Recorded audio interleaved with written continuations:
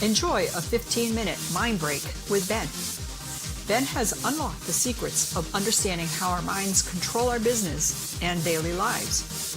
Inside each episode, Ben shares his proven actionable items, tips, and secrets to managing the supercomputer between your ears so you can build and develop your business and start living the life you desire and deserve. This is Practical Psychology for Business with Benjamin Halpern. Hello, everybody, and welcome to today's podcast. Today we're going to talk about a four-letter word. I apologize. It's a four-letter word that people are more afraid of than the four-letter words. And it's fear. F-E-A-R. Nobody has fear. We're all above and beyond that. That's a very babyish, childish type of idea. We don't struggle with fear. But the reality of life is, I'm going to explain you and show you how we have fancier words, more progressive words, and ways we cover it up. But the reality of life is, if you dig down a little bit deeper, you're going to find that the chokehold for us to move from good to great is none other than fear. Because Tony Robbins and many other people that have really researched the human experience and success have found that 80% of the chokehold of your growth in business is psychology and 20% is mechanics. Learning how to do something is not so difficult. It's getting your mind to follow through. What I have found in my work with many people is that that's correct. When you're moving from okay to good, it's 80% psychology, 20% mechanics. Because you still don't have the skills. But when you're moving from good to great, it's 100% psychology. Because you're already good. You know how to do what you need to do. You know how to make sales calls. You know how to sell your product. You know how to do whatever service you need to do. You know how to lose weight. You know how to go to the gym. You know how to love because you're good. But you're not great because you only do it sometimes. You don't do it enough. In order to be great, you need to do what you do when you're good and follow through on a consistent basis and do it full out. The reason why we don't is because of fear. Now, let's talk about reasons why business professionals are likely to have fear. Because the reality is, the nature of business, there's a volatility of income, which holds us back and doesn't allow us to be able to get out there, to thrive, to make it happen. We have a lot of different fears. Number one, fear of rejection. You know, every business survives and thrives in sales. And when we're doing sales, when we're getting out there trying to get people to buy our product, use our service, we have a chance of rejection. We have a fear of failure. You know, it might not work out, it might not pan out. You know, and we're going to feel like we're a failure, and that's not a feeling we want to feel.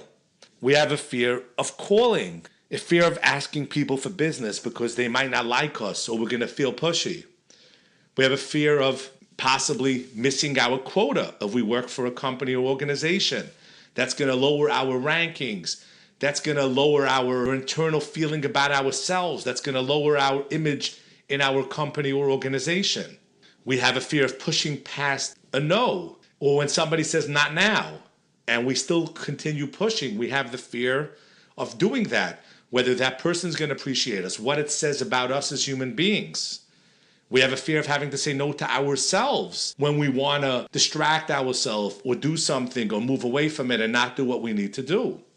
We have a fear of losing ourselves in the process, and that's really scary because we're not fully in control when we do a sales or we try to sell or we're in business and engage with other people.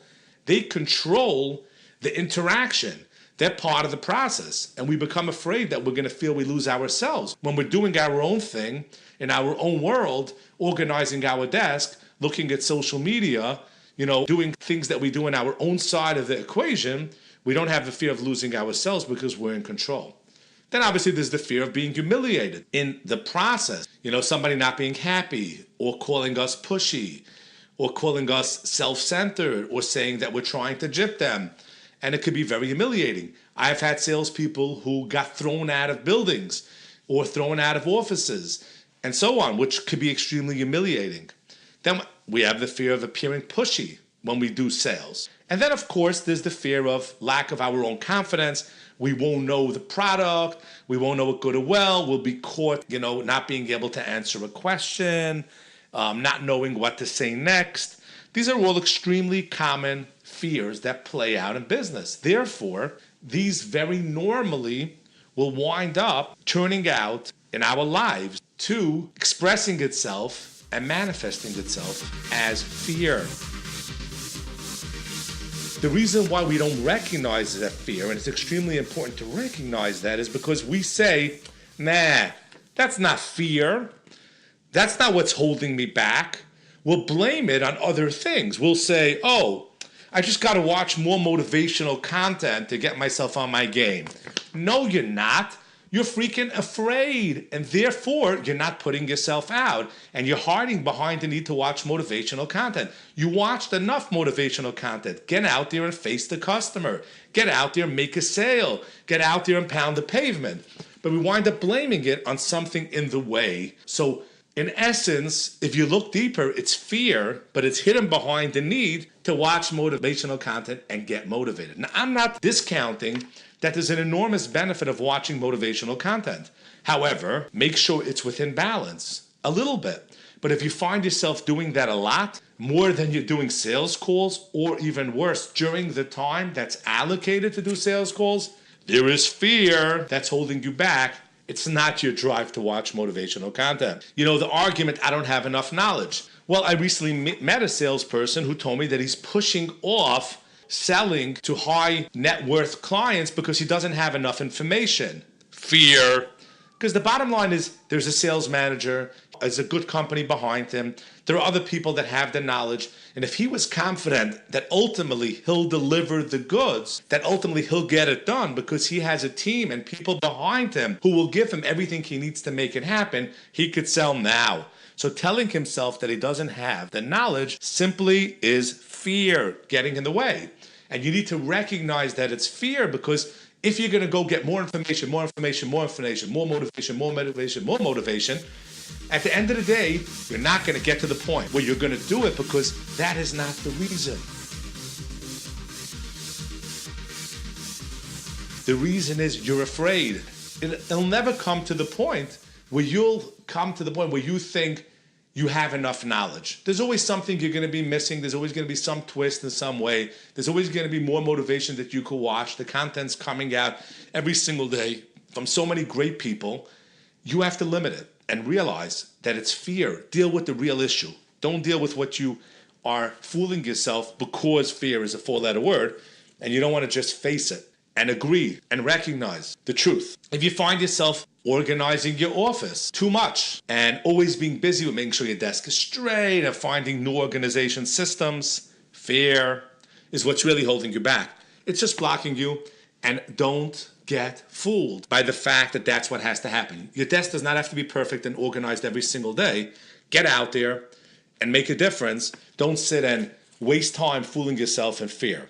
Well, overthinking and excessive planning, that's another way that fear hides itself in our lives.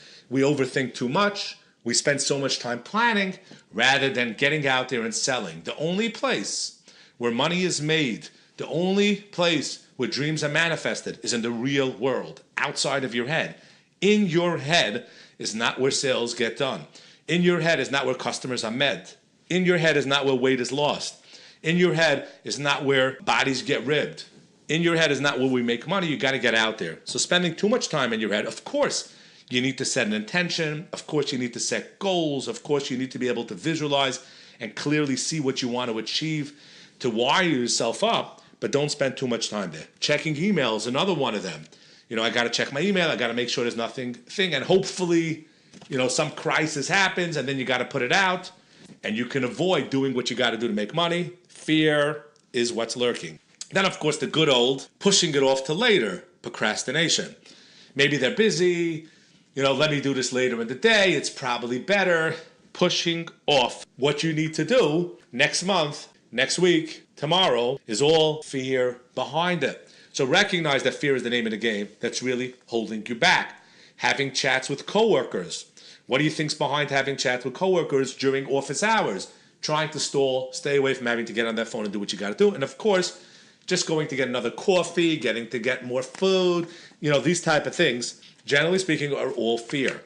So the bottom line is if we put it down to paper, you'll realize that studies show that between all these different games that you do to avoid your fear, it actually takes you out of the game of doing what you need to do about a third of the time on average, which means that in a 250 workday year, you are losing 83 days. You're missing out being productive, which basically boils down to the fact that if we were able to restore it, if I was able to show you how to overcome fear and return that 83 days to your year, you would give yourself a 50% raise. Think about what that number is. Take the number that you earn and add 50%. That's what you can make. That's what you ought to make if you overcame your fear, which basically means after every 2 years, you give yourself a 3-year raise. Well, that's pretty good. With all that money, what would you be able to do with all that extra money? Here, jot that down. Come up with some good things that you could do if you made 50% more. So think about that number and think about what you could do with that money if you just overcame fear. This is such a strong point. Therefore, I committed and dedicated my life to be able to help people overcome fear. I developed a program, an online self-paced program called Live Your Deserved Life. You could check it out on liveyourdeservedlife.com. Just for visiting there, I'll give you a free copy of my 150-page book, Supercharge Your Emotions to Win. 7 keys to achieve the life you desire and deserve. Just go to the bottom of the page and you can get a free digital copy of my book. But check out my program, Live Your Deserved Life. Remember, you can give yourself a 50% raise this year by simply overcoming fear and restoring the 83 missing days in your year. So I urge you to do something about it and to recognize and to not fool yourself. While fear is a 4-letter word, it's definitely in your life, and it's probably the chokehold that's holding you back from going from good to great. So overcome fear, move from good to great, and live the life that you desire and deserve.